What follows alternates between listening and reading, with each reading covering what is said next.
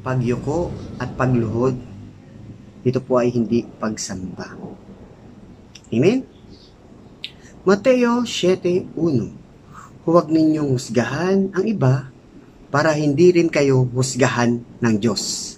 Amen? So napakalinaw po no sa sulat ni San Mateo sa 7:1 na kung saan no huwag po tayong musga sa ating kapwa para hindi rin po tayo husgahan ng Diyos. So napakalinaw po yan mga kapatid.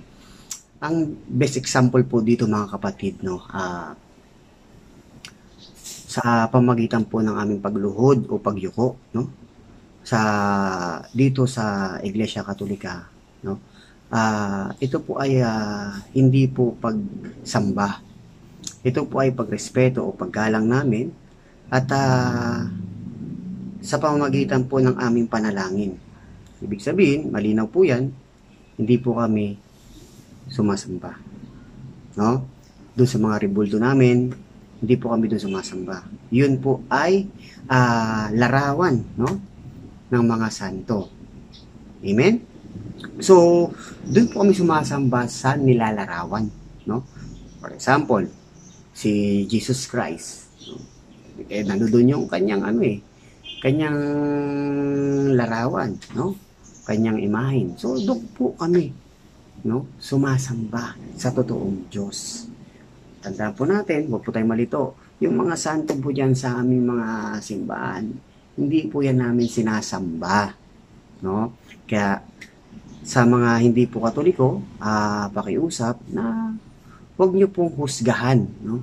Ang aming tamang pananampalataya. Kasi unang-una, kung kayo po ay nanghusga sa pamagitan ng pagluhod o pagyuko namin ay sinasabi nyo po ay ito po ay pagsamba, so mali po yun. Iwasan nyo po kasi malinaw po yan na kailangan wag po natin husgahan ng ating kapwa.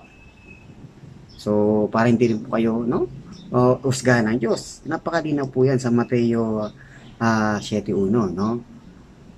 Huwag ninyong husgahan ang iba para hindi rin kayo husgahan ng Diyos. So napakalinaw po yan para hindi po tayo husgahan ng Diyos. Iwasan po natin na gawin yan sa kapwa natin na hinuhusgahan nyo po, no? Sa pamamagitan ng pagluhod o pagyuko po namin, hinuhusgahan nyo po. Please, wag naman po. Kasi unang-una, hindi naman po namin kayo pinapakailaman sa aral nyo. Amen? So yun lang, maraming salamat. God bless po. And more prayer, more power, spread love. Ingat po kayo lagi. God bless. Love you all. Napakasarap palang maging isang Katoliko. Yan po ang isang katotohanan. Magsisi kayo at magbalik loob sa Diyos. Amen? Who founded the Catholic Church? Jesus.